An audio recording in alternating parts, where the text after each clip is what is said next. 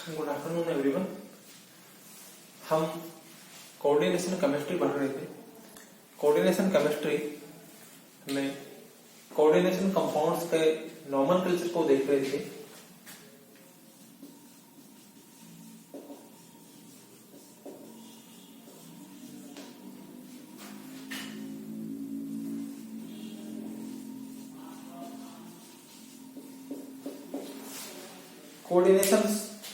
Coordination compounds के nomenclature को देख रहे थे। तो कोऑर्डिनेशन कंपाउंड्स क्या होते हैं वो हमने बात कर ली थी। उसके नामकरण को देखते हुए पिछले वीडियो में हमने ये बताया था कि लिगेंड का नाम किस तरह से लिखा जाता है, यानी कि अगर CN हो तो उसका नाम क्या होगा, Cl हो तो उसका नाम क्या होगा। तो तरह तरह के लिगेंड को हमने उसका नाम लिखकर जो है वो बताया था और ये क्लियर हो गया था कि सब मैं फॉर्मूला हमने पहले बता दिया था कि इस फॉर्मूले के अकॉर्डिंग हम नाम लिख लेंगे। और उसमें दिक्कत सबसे बड़ी ये आ रही थी कि सब लिगेंड का नाम का हमको कैसे पता चलेगा, तो वो हमने पिछले वीडियो में आप लोगों को बता दिया था। उससे आगे अब हम कुछ एग्जांपल्स देखते जाएंगे। एग्जांपल्स जैसे जैसे करते जाएंगे वैसे वैसे कुछ रूल और क्लियर होते हुए चले जाएंगे और कुछ प्रॉब्लम जो हमको आएंगी उन प्रॉब्लम्स को हम सॉल्व आउट कर लेंगे। चलिए देखते पहला एग्जांपल, PtCl2NH3 का होल ट्वाइस। ये कंपाउंड है, ये कोऑर्डिनेशन कंपाउंड है। इसका नामकरण हम लिखेंगे, नाम लिखेंगे। तो इसका जो नाम लिखेंगे वो IUPAC की रूल्स के अकॉर्डिंग लिखा जाएगा। उसमें हमने आप लोगों को बताया था कि किसी भी कंपाउंड का जब हम नाम लिखते हैं तो पहले हम पॉजिटिव आयन को लिखते हैं और फिर नेगेटिव आयन स्पीसीज को लिखते हैं। अब ये पूरी स्पीसीज जो न्यूट्रल है, इसमें कोई पॉजिटिव और कोई नेगेटिव स्पीसीज नहीं है, इसलिए इसका नाम इसी तरह से इस कोऑर्डिनेशन या कॉम्प्लेक्स कंपाउंड का नाम जो है वो न्यूट्रल स्पीसीज के अकॉर्डिंग जो मैंने आप लोगों को बताया था उसके अकॉर्डिंग लिखा जाएगा। अब देखिए, ये जो कोष्ठक के अंदर जो स्पीसीज होती है इसका नाम एक साथ ही लिखा जाता है और इसके अंदर एक सेंट्रल एटम होता है और उसके सेंट्रल एटम के साथ जुड़े हुए बाकी स्पीसीज जो है वो लिगेंड कहलाती है। तो इस कॉम्प्लेक्स आयन का, इस कॉम्प्लेक्स कंपाउंड का जब नाम लिखते हैं तो पहले लिगेंड का नाम लिखा जाता है और उसके बाद सेंट्रल एटम का नाम लिखा जाता है। लिगेंड एक से अधिक प्रकार के हैं, तो एक से अधिक प्रकार के लिगेंड होने पर जो लिगेंड का नाम हम लिखते हैं वो अल्फाबेट ऑर्डर में लिखते हैं, यानी कि उनको अंग्रेजी वर्णमाला के क्रम में लिखते हैं। तो चलिए, यहाँ पर दो प्रकार के लिगेंड हैं, एक है एमीन और एक है क्लोरो। तो क्लोरो और एमीन में से क्लोरो C से शुरू होता है, एमीन A से शुरू होता है, इसलिए अल्फाबेट ऑर्डर में एमीन पहले आता है। तो पहले एमीन लिखा जाएगा। देखिए अब एमीन कितने हैं, NH3 अमोनिया या एमीन कितने हैं, दो लिगेंड हैं, तो उनकी संख्या बताई जाएगी। तो देखिए इसका नाम लिखेंगे हम, तो एमीन कितने हैं, दो, तो डाई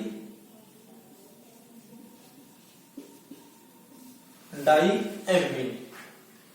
दो अमोनिया के लिए हमने लिख दिया डाई एमीन, क्योंकि अमोनिया का लिगेंड के रूप में नाम एमीन है और वहां पर इनकी संख्या दो है, तो उसके लिए हमने डाई लगा दिया है। उसके बाद अल्फाबेट ऑर्डर में फिर Cl यानी क्लोरो लिगेंड लिखा जाएगा। लेकिन क्लोरो भी कितने हैं, दो हैं, तो ये भी डाई के साथ लिखे जाएंगे, संख्या बतानी पड़ेगी। तो dichloro, diamine, dichloro, ये लिगेंड का नाम हो गया है। यहां तक कोई दिक्कत नहीं है। अब देखिए डाई एमीन डाई क्लोरो, फिर सेंट्रल मेटल का नाम लिखा जाएगा। तो सेंट्रल एटम जो है वो है प्लेटिनम, तो diamine dichloro platinum.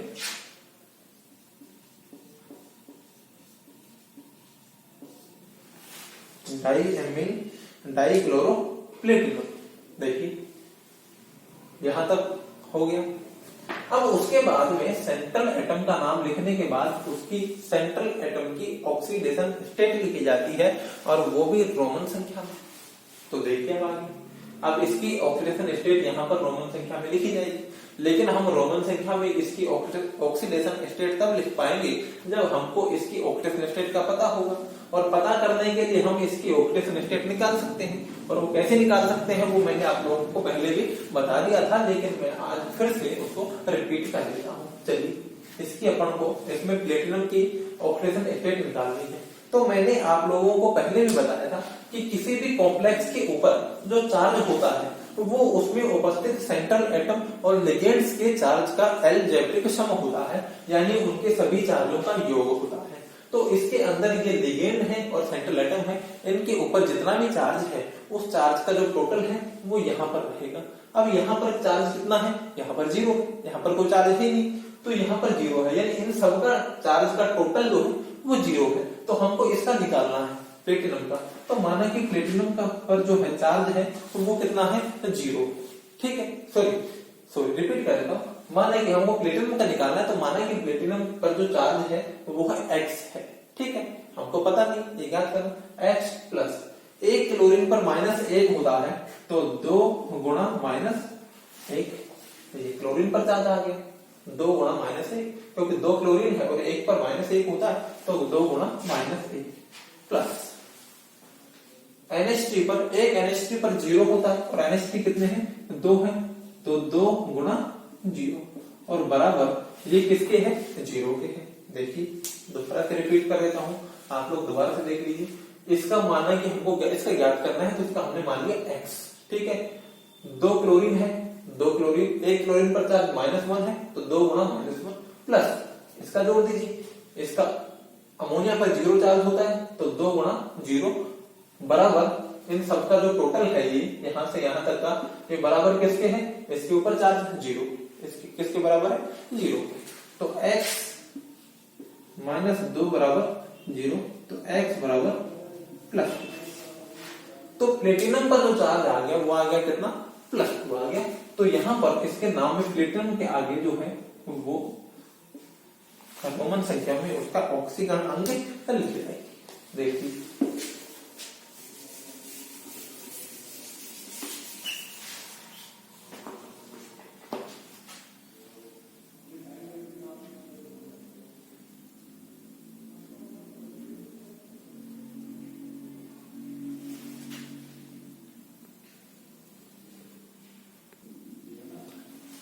चलिए आगे देखते हैं।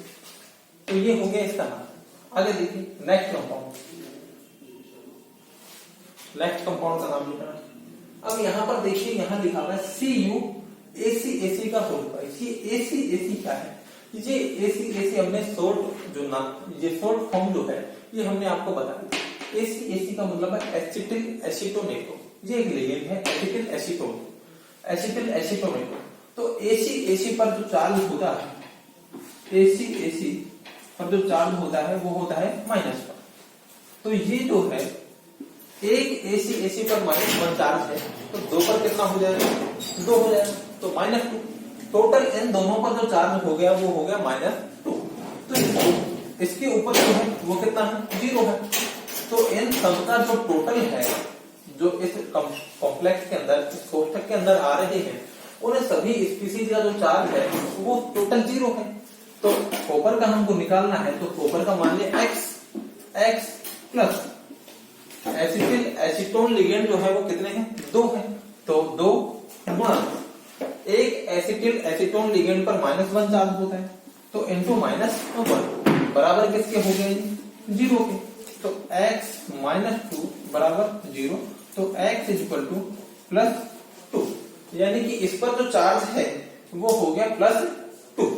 देखिए सॉरी एक बार रुकना,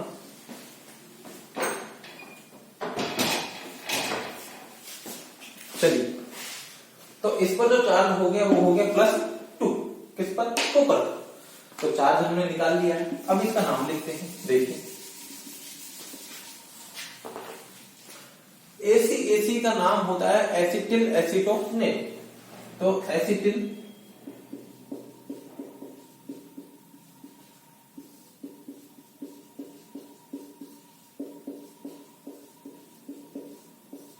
एसिटिल एसीटोनेटो।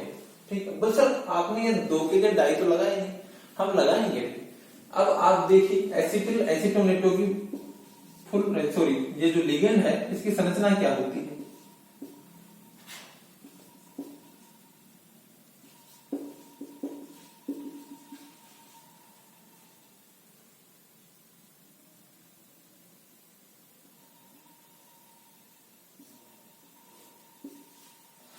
ये होती है एसिटिल एसीटोनेट की संरचना। अब देखिए ये एक ऑर्गेनिक लिगेंड है।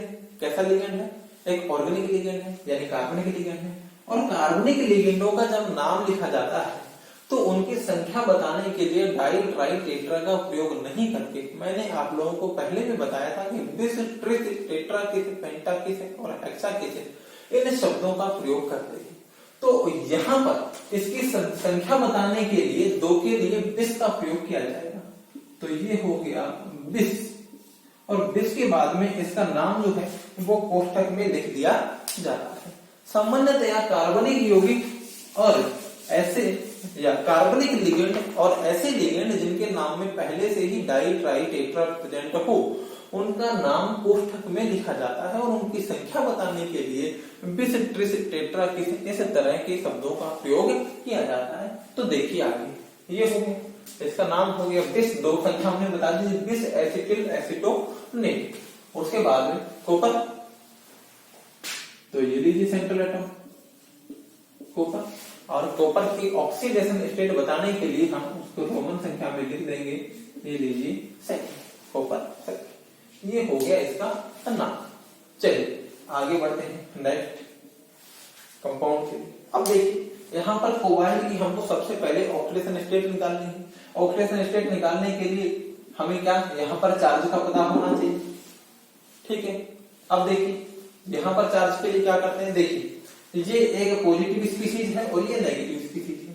ठीक है, तो इसकी संख्या को यहाँ, इसकी संख्या को यहाँ लिख देते हैं, तो ये ऑटोमेटिक इनके चार्ज हो जाते हैं। तो यहाँ पर इसके ऊपर जो चार्ज है वो है +3 और इसके ऊपर जो है वो कितना है -2।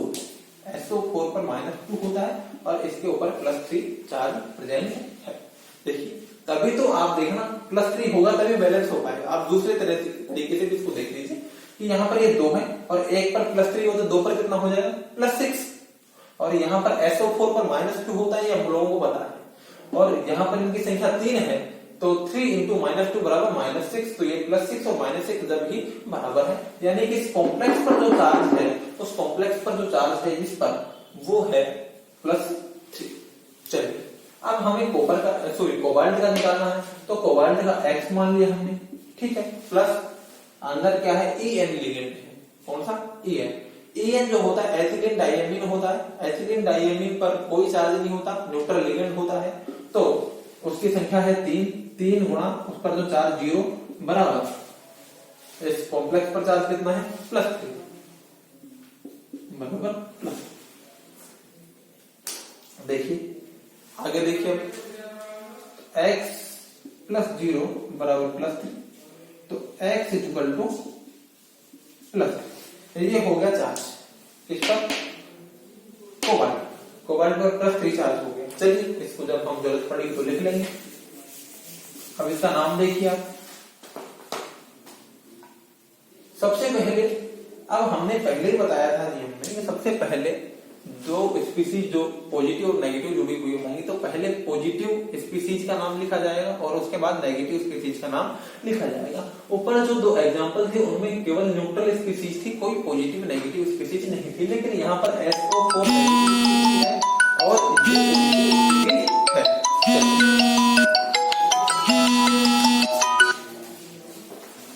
ये नेगेटिव स्पीसीज है और ये पॉजिटिव स्पीसीज है। चलिए आगे देखिए, तो सबसे पहले इसका नाम लिखा जाएगा। इसका नाम लिखने के लिए देखिए आप, इसमें एथिलीन डाइएमीन लिगेंड है और ये मेटल आयन है। तो पहले लिगेंड का नाम लिखा जाएगा, तो लिगेंड का नाम लिखिए। लिगेंड का नाम है एथिलीन डाइएमीन।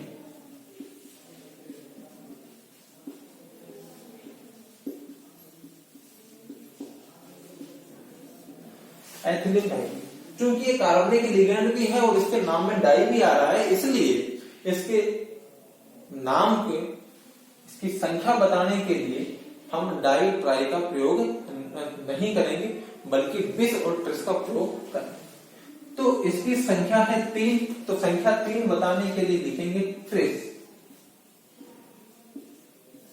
तो ट्रिस एथिलीन डाई है।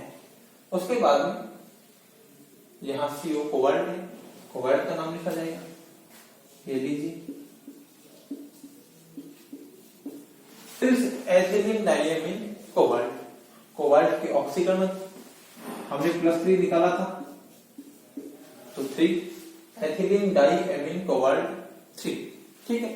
और उसके बाद में नेगेटिव चार्ज स्पीशीज का नाम सल्फेट।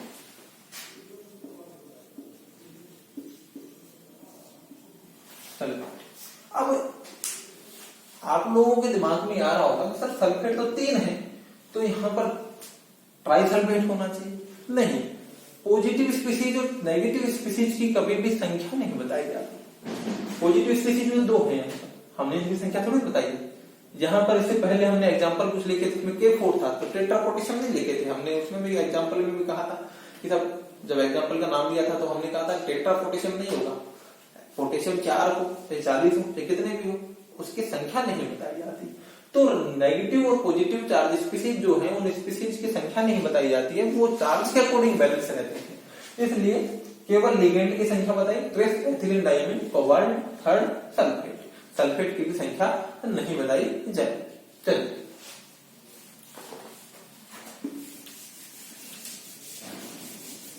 इसको देखिए, नेक्स्ट एग्जांपल को देखिए। अब यहां पर देखिए, ये स्पीशीज और ये काउंटर आयन है, ये counter ion positive charge species ये हो गई, और ये हो गई नेगेटिव चार्ज स्पीशीज। तो ये पहले जुड़ा हुआ है पॉजिटिव चार्ज स्पीशीज। देखिए, तो ये पहले पॉजिटिव चार्ज स्पीशीज है, तो पहले पॉजिटिव चार्ज स्पीशीज का नाम लिखा जाएगा। यहाँ पर पॉजिटिव चार्ज स्पीशीज ये थी, तो हमने पहले इसका नाम लिखा। अब यहाँ पर पॉजिटिव चार्ज स्पीशीज ये है, तो पहले इसका नाम लिखा जाएगा, और ये है पोटेशियम, तो ये लीजिए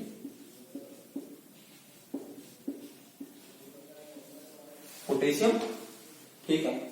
आगे देखिए, अब उसके बाद में इस कॉम्प्लेक्स का नाम लिखा जाएगा। इस कॉम्प्लेक्स के नाम के लिए हमें इसका ऑपरेशन स्टेट भी चाहिए। इसका ऑपरेशन स्टेट निकालने के लिए माना कि प्लेटिनम का ऑपरेशन स्टेट क्या है, X है, प्लस Cl3 है, तो एक Cl पर होता है -1, तो 3 × -1 प्लस C2H4, ये एथिलीन है, एथिलीन पर जो है वो चार्ज होता है 0, तो एक एथिलीन है, उस पर चार्ज कितना है 0, तो 1 × 0 बराबर, यहां पर पोटेशियम पर +1 है, तो इस पर क्या हो जाएगा -1, तो बराबर किसके हो गए, इस पूरे इस पर जो चार्ज है वो -1 है, तो बराबर -1 हो गया।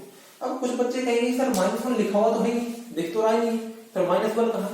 अरे उस -1 को सेटिस्फाई करने के लिए तो +1 जुड़ा हुआ है ये पोटेशियम पर क्या होता है, के पर होता है +1, तो ये +1 जो जुड़ा हुआ है, इसका मतलब इसका पूरे का चार्ज कितना है, इसका अपोजिट बिल्कुल इसका, तो इस पर +1 है, तो इसके पर कितना होगा -1 होगा। जैसा कि हमने यहां कहा था कि ये स्पीशीज जो जुड़ी हुई है, ये स्पीशीज इस SO4 एक पर -2 है, तो 3 पर -6 हो गए, तो इस पूरे पर कितना होना चाहिए, +6 होना चाहिए, ठीक है। तो ये 2 है, तो एक पर +3 हो गया, और 2 पर कितना हो गया, +6 हो गया। ऐसे ही इस पोटेशियम पर +1 है, तो इस पूरे पर क्या हो गया, -1 हो गया। चलिए, तो x +3 × -1 +1 × 0 = -1, तो x -3 = -1, x -1 + 3 बराबर हो गया ये +2 के। तो प्लेटिनम का जो चार्ज आया वो आया +2। तो देखिए, जब जरूरत पड़ेगी इसकी चार्ज की, हम +2 लिख देंगे। चलिए आगे देखिए, तो हमने नाम लिखना शुरू किया। सबसे पहले पॉजिटिव चार्ज स्पीशीज का नाम पोटेशियम, पोटेशियम के बाद में इसका नाम लिखा जाएगा। इसमें सबसे पहले लिगेंड का नाम, और लिगेंड के बाद में सेंट्रल एटम का नाम, और उसके साथ में उसका ऑपरेशन स्टेट। चलिए, अब इसमें जो है 2 लिगेंड है, एक तो है एथिलीन, एथिलीन इसी थ्रू होता है, और एक है क्लोरो,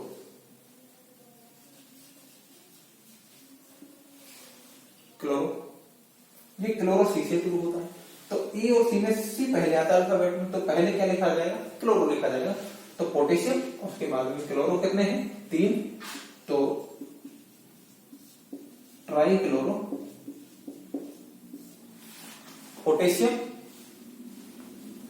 संख्या बताएंगे, ट्राई क्लोरो, फिर दूसरा लिगेंड एथिलीन,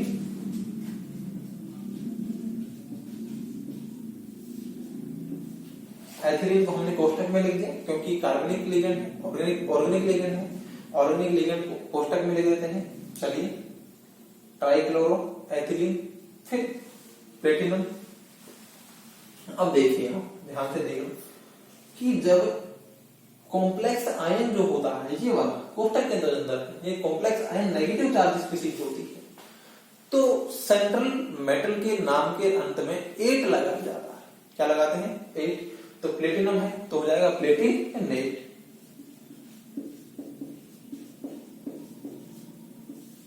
प्लेटिनम है तो क्या हो जाएगा? प्लेटिनेट। ये मैं आप लोगों को पहले ही बता चुका हूं। प्लेटिनेट, और प्लेटिनेट के बाद में उसकी ऑक्टेशन स्टेट हमने निकाली थी, वो है सेकंड, प्लेटिनेट सेकंड। तो इसका नाम हो गया potassium trichloro ethylene Palatinate second, ये इसका नाम हो गया। तो इस तरह से जो हम कोऑर्डिनेशन कंपाउंड्स के जो है वो नाम लिखते हैं। अभी नाम लिखने में बहुत कुछ बाकी है, आगे का हम नेक्स्ट वीडियो में देखेंगे। इस वीडियो में इतना ही। Thank you.